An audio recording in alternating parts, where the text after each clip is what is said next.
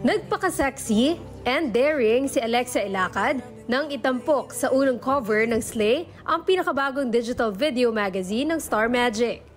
Going big time ang singer-actress ng bansagan bilang Goddess Reborn. I'm really flattered, and it's an honor for me that they chose me to be the very first cover girl of Slay. I love everything about it, how its purpose is to inspire and uplift women, which is what I really want to do. And they were really explaining na it's not just about appearance, it's about your mind, your beliefs, your personality. Bilang cover girl, bibigyang halaga ni Alexa ang women empowerment at body positivity.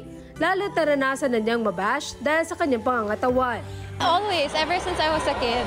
And body shaming doesn't come just from bashers. It can also come from people around you without them knowing that what they're saying is harmful to someone's mental health. Makakasama ni Alexa sa digital video magazine ang Staymates na sina Missy Quino, Alisa Exala, Sharina Villena at Ultimate Slaymate Tamara Alexandria.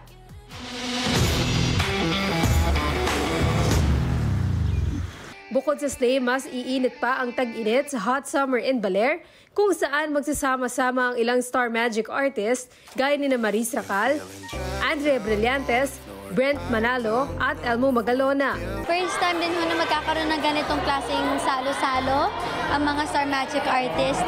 Gusto din namin i-spread out yung body positivity and self-love through this.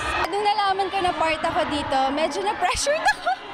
Kasi first time ko ever mag-photoshoot na naka-bikini. So, na-inspire talaga ako na mag-workout. Mapanood ang Hot Summer in Baler sa YouTube channels ng ABS-CBN Entertainment at Star Magic. Gino Krishnan, ABS-CBN News.